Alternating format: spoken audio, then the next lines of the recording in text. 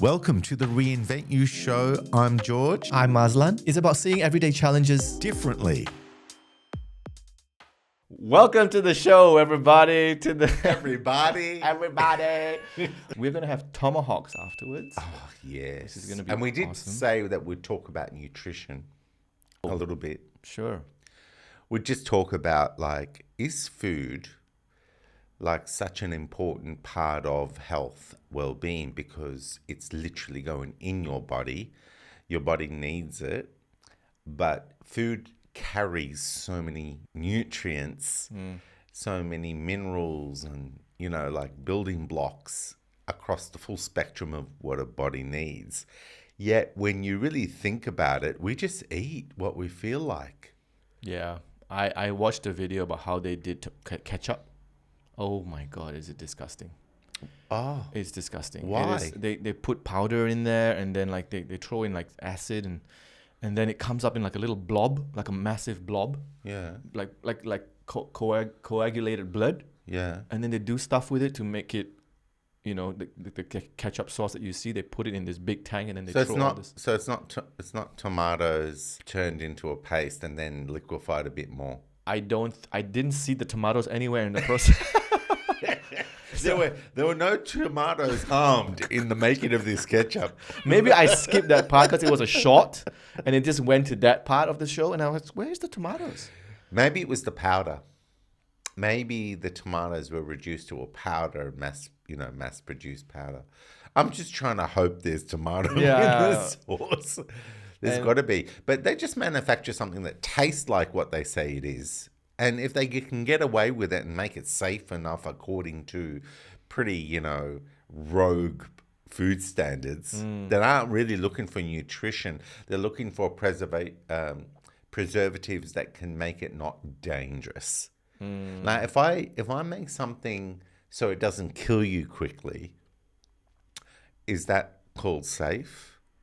What if it kills you slowly? Yeah. Actually, what if it kills you so slowly, it's deemed safe, but 10 times as much of it, 100 times as much of it starts to kill you quicker, but 100 products you buy puts that 100 times. Oh, I see what you're saying.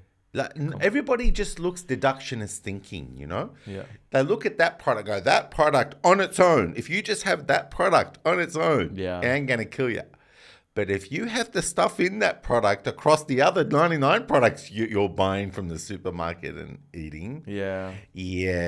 not good. No one's doing those surveys about what is the average intake of preservatives and all this, and us being subjected to pesticides with the way things are sprayed. And no one's, well, I can't say no one. I just don't hear it discussed, and I don't hear it coming through in studies. Do you? No, I think I don't even look up. I had a brief attempt at trying to figure out, preservatives versus, because, Fruit Loops. I bought my son Fruit Loops, and my wife says, don't do that. Don't. Your wife is smart. Yeah. Can we give Aslan's wife a plug?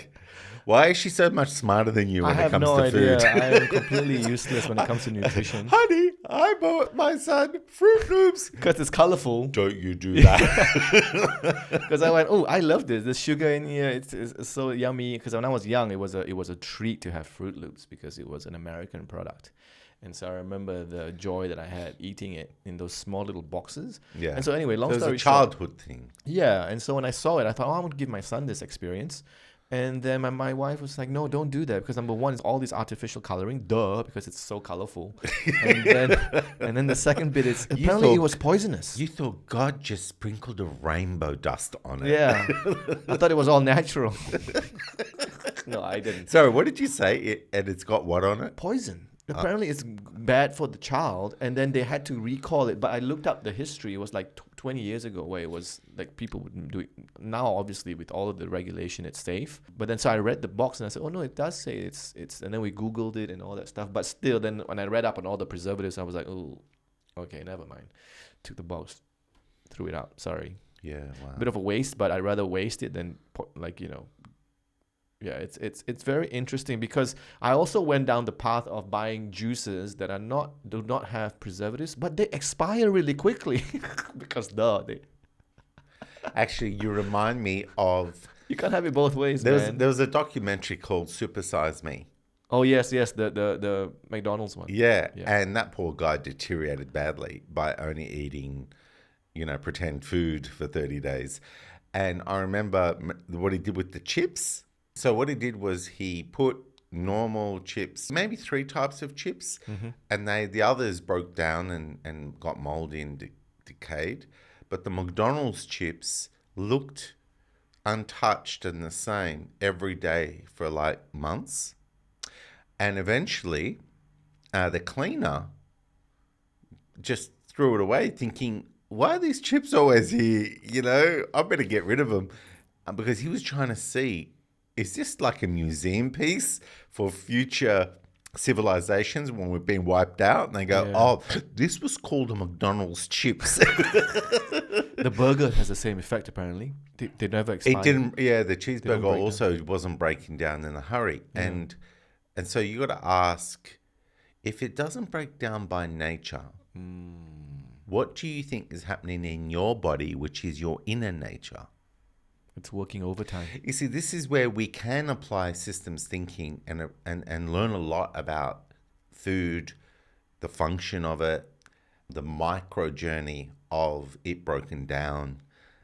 It's a system, and just to say it's fine is such a cop out.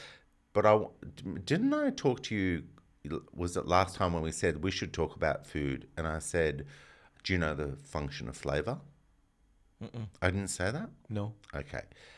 Do you know why we have flavor? So we can actually taste the flavor of food. Why we have flavor? So it makes it tasty. Why? So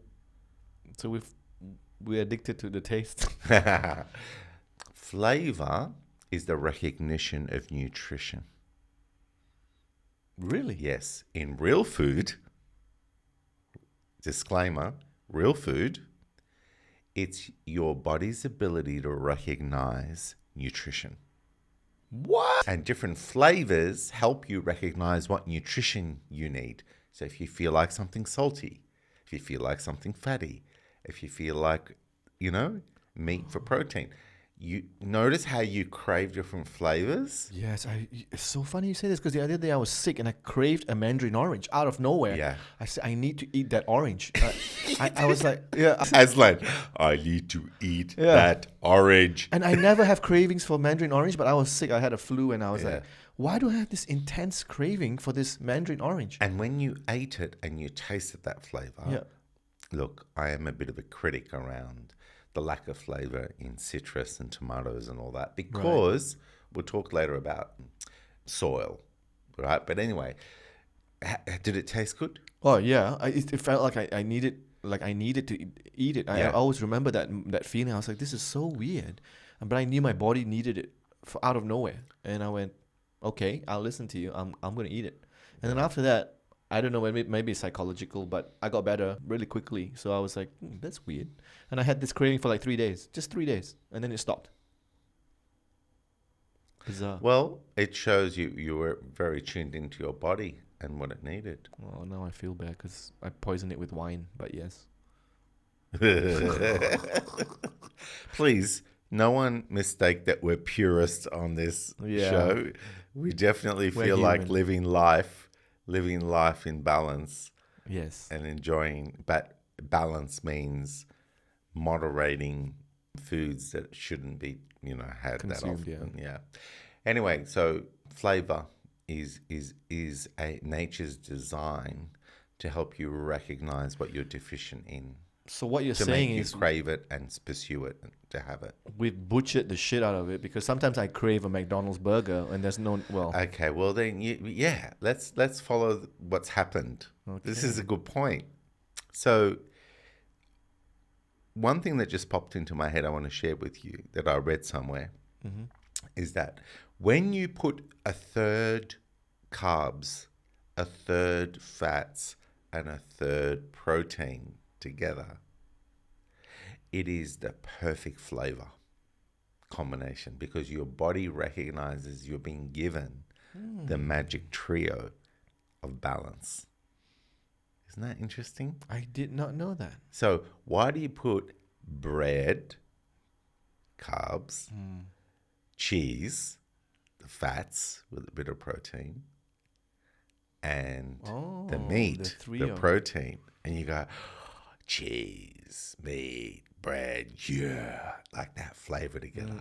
And then when you think about it, like lots of things are like that. Chicken, avocado, cracker, you know, like lots of things together just go, oh, that works for me, right? But anyway, going to what happened back in, I don't know what decade, 70s, 80s or whatever, but they demonize sugar. Sorry, they demonize fat. Yeah. So, low fat everything. Oh, yeah. Right? Yeah. So suddenly fat was the reason why you got fat. Kind of makes sense, doesn't it? Yeah. Oh, Sure. look, you're eating too much fat. Yeah. That's why you're fat. That makes sense. And so everyone went, okay, low fat Low fat milk, milk, yeah. low fat freaking everything, all the marketing, low fat, low fat. And then they discovered decades later that there are bad processed food fats and there are natural fats that are critical Good for you. to health and nutrition. Critical. Oh, critical. Yeah. Not, I can live without it. You need fats because the oils, everything, it's for your joints. It's for, think about it. It's lubrication. It's, right? It's a part of the balance, okay, for movement. Anyway, what happened was the processed food industry trying to make food taste like real food. So when they went the low fat, it tasted crap. So what did they have to do? Boost it with sugar. They had to put sugar in the food just to try to compensate for how horrible it tasted without fats. So you think it's like that? That's the process. It's low. You take out fats and then you put in sugar. So that's the. Oh, Yeah. that makes sense. And then you add all the other preservative chemicals because they want it to last. They don't want to be able to ship it somewhere and it's going off quickly. Right? So now you got a lot of chemicals in there just to make it last longer. But those chemicals, but the body doesn't want them. The body doesn't want to have to deal with all this excess stuff that isn't actual food to digest and, you know? Yeah. So we're making the body work hard, trying to detox, trying to deal with stuff that shouldn't be in the body, right? So now what happened was the body eats something that tastes good because they've gone to a lot of trouble to create an artificial balance, right? And that artificial balance is trying to mimic real food. So then your brain eats it and goes, oh, that burger, that McDonald's burger tastes good, right? But the thing is that how much sugar is in that bun, how much, you know, they've really had to come up with a way to mass produce this food. Yep. And it doesn't carry the nutrient dense because that's not a profit that you know how to evaluate that value in what you're buying. That's you know, when someone shows you something in the window, it's all about appearances and how it tastes, not about what happens in your body when it breaks down. For your body. That's not on the menu. Yeah, that's right. But what they did do was they added kilojoules because they didn't want you to get fat. So, oh, look how great they are in the menu. They say that it's high kilojoules because it's all about don't get fat, but good luck getting full. Because here's the kicker. When you eat food, the brain goes, oh, boys, girls, we're getting fed. You little ripper. We need, you know, these minerals, we need nutrients. We got a lot of repair and a lot of, you know, muscle building to do and all this. And so the food gets delivered. It comes down and they're unpacking the presents and there's hardly any nutrients. So what's a body going to do when it unpacks the present and it's missing what it thought should have been delivered, it's going to ask for more. It's going to go, yeah, we didn't get the full delivery with what we needed. Can we get more packages, please? Because those ones were a bit dud. They were a dud. So we end up craving more food, eating more food. You see, if you eat nutrient-dense food, you get really satisfied. I wonder if that's why I get cravings for like chocolates at night. Only at night, not in the morning. Yeah. Because I eat all. Now I'm wondering if what I'm doing to myself is good because I cut out all the fats from my food. Like, with coffee, no milk. Even when I eat fat, meat, I cut off the fat, put it all aside. We were just talking about the barbecue and all that, and Yeah. the fat's caramelized. Yeah. And yet it's being demonized. That's right. In our culture. But that's changing. In the last 10 years, there's a lot of shifting around respecting fat. And even, natural fats, respecting it again and knowing how to, get it back into our diets. And everything is about moderation. Anyway, I think the point here is overeating, and I've struggled with easy, faster food that people and they're not going to deliver the nutrient-dense stuff. And then all of a sudden, you're eating more than you should because the nutrients are just not there. Right.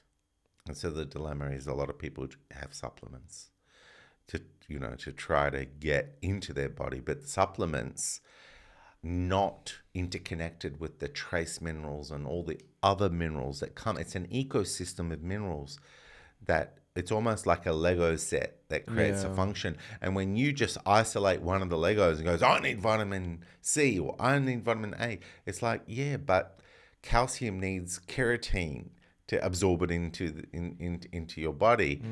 But with it on its own, it doesn't have the mechanism to carry it in and allow it. So there's a lot of complementary functional delivery systems of minerals and nutrients that work together. Yeah. That's why nature kicks ass, because we are eating food that has millions of years of evolution that matures these ecosystems.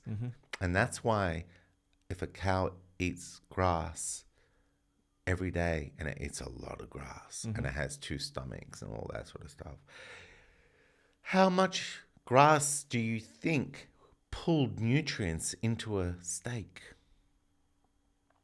A lot of, because you couldn't eat that grass. Yeah. There's a lot of nutrients off a whole field packed dense into the flesh of a cow or animal. And so that's why Grass-fed is such a big thing then. yeah, grass-fed is a big thing, because then, everybody's trying to mass produce to feed a lot of people. This is why I'm not, it's not a conspiracy of let's just rip people off. It's not that. It's this, when you force a business into a corner of, you need to follow these regulations, you need to make the food safe, you need to, it needs to have this longer shelf life, it needs to taste good, and you need to mass produce it. These variables are very difficult for any business to invent any food that isn't going to likely deviate from nature. Yeah. It's very hard. And then when you've got millions of people just wanting the convenience of just picking something off the shelf, what's happened to us as a society is we have deviated from real food most of the time. If you think about your parents and their parents, Yep. they ate real food 90% of the time, especially your grandparents. And Yeah, grandparents for sure. They go to the markets and then they real food. Yeah. And then they make up their own stuff at home, and that's gone now. Nobody really does that. I mean, we buy like processed spaghettis and, all those quick, Yeah. easy to make meals. And in the book Deep Nutrition, which is one of my favorite books I listened to, it went on because it's a big, thick book. And so I listened to it on Audible, right? And it was this doctor, and she studied cultures around the world. And she noticed that those that ate off the land were more beautiful. Their teeth were shiny and full and well structured. Wow. Their jawlines were more square. Their eyes were more in proportion and symmetrical and big.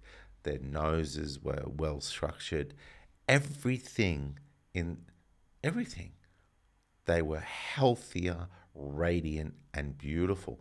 And she looked closely at the relationship between nutrition and beauty.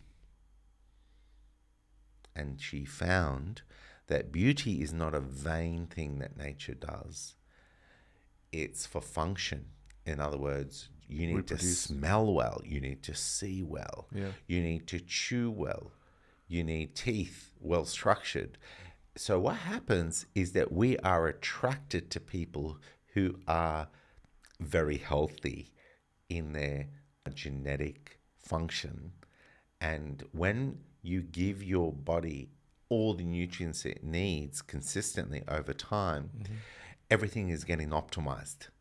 So then when you have children, you're passing down incredible genetic power of intelligence so that they get more beautiful because they're allowed to express with the full design of the human developing. I have to tell my friend that his grandparents ate rubbish. I'm glad I gave you a punchline opportunity. That's good. No, but it's true. So I thought it You could just say you're ugly, dude. Your grandparents let you down on with their diets. Yeah, he's hideous, and so What do you mean he's hideous? Yeah. That's really? Yeah. How so? To me, he just looks hideous, and I'm sorry, man, Alex, if you're watching. Oh my gosh, he's even defaming him.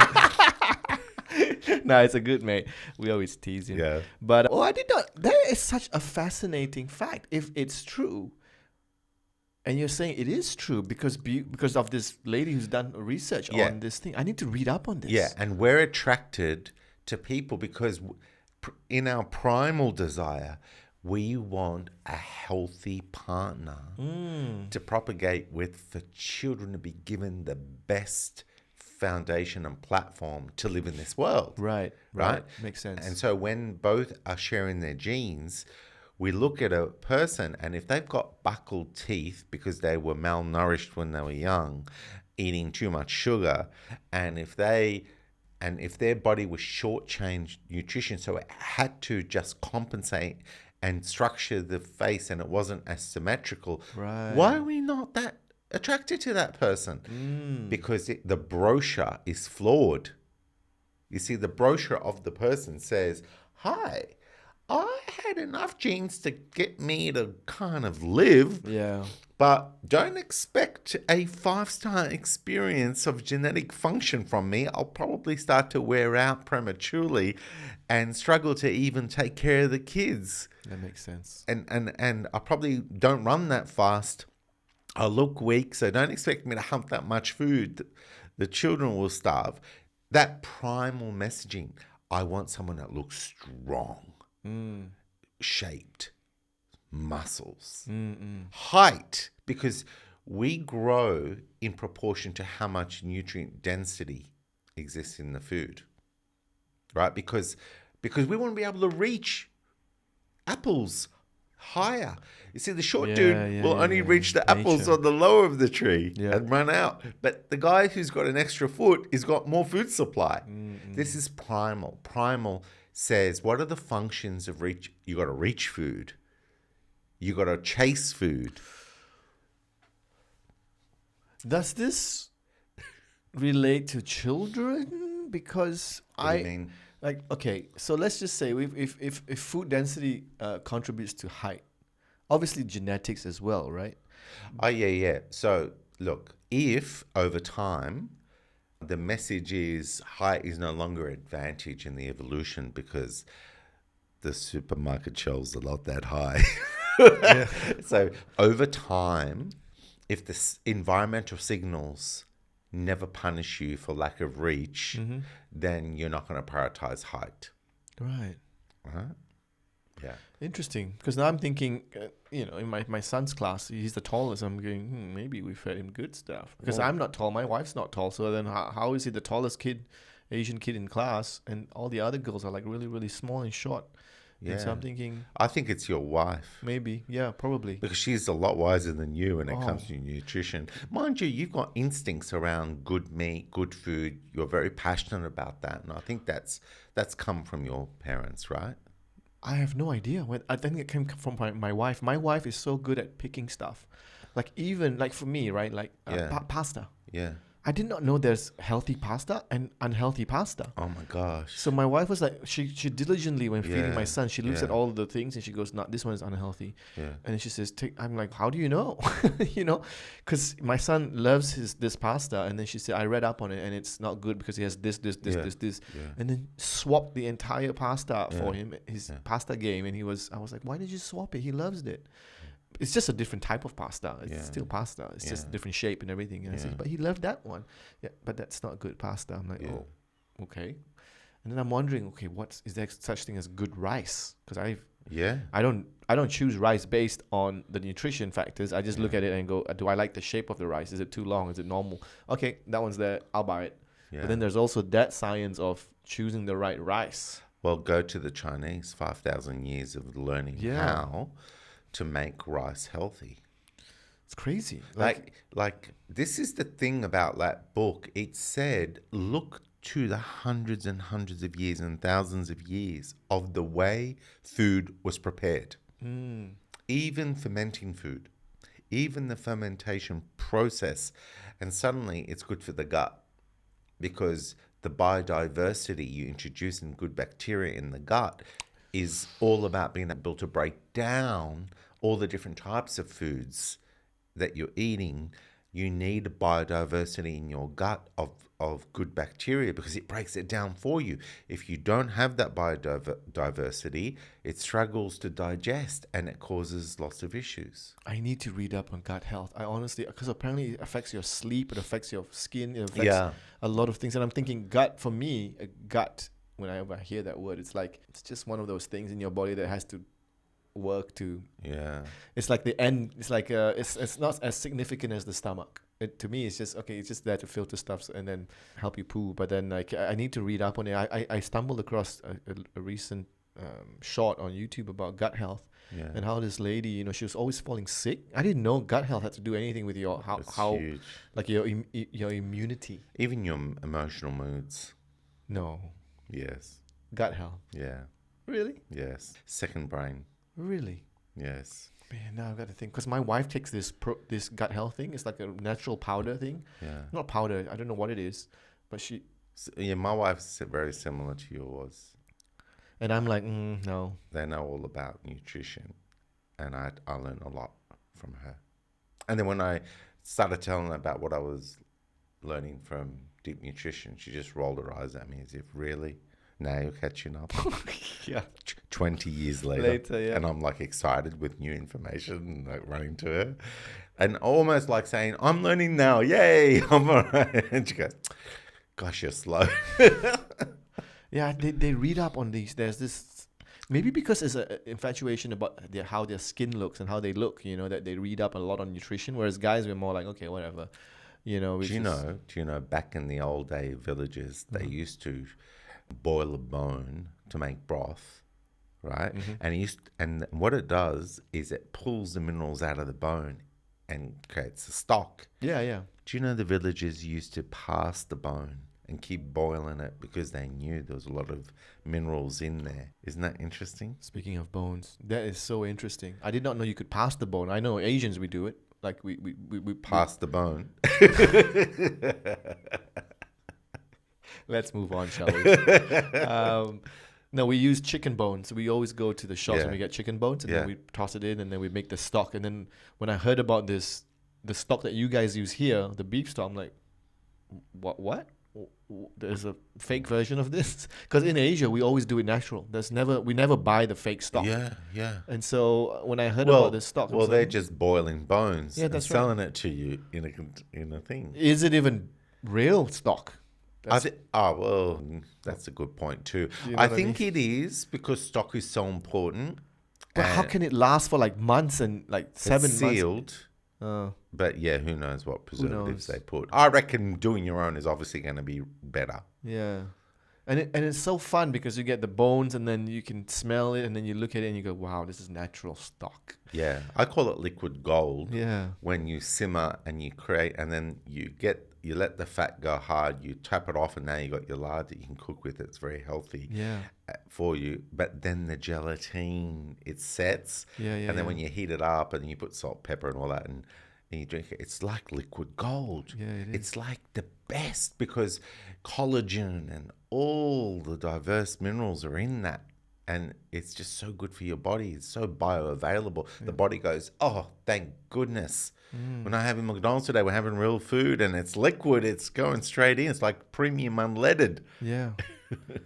So eat your vegetables and read up on nutrition, everybody, because I need to do a bit of reading as well. I am really behind this on the 8 ball because I do not know anything about nutrition.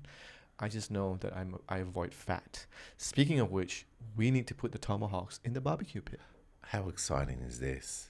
Do you know, don't avoid fats in milk and other things. Got it. Go back. I'm going back to full cream. Yes! I miss full cream. I really do miss full cream. Well, eat it without guilt. It's good for you. Yeah. All right, cool. Sorry, drink it without guilt. Yeah. Or eat it. You can cook it with Yeah. eggs. Yeah. Scrambled or omelette or whatever. Yeah, yeah. All right, then. I think we got to go. So, Yeah. Should we show like some short video clips of the tomahawk? yeah. Yeah. I can take videos on my Yeah, phone. and we'll just add it at the end here so that, you can see what we're about to enjoy. All right, then. All right. Ciao for now, everybody.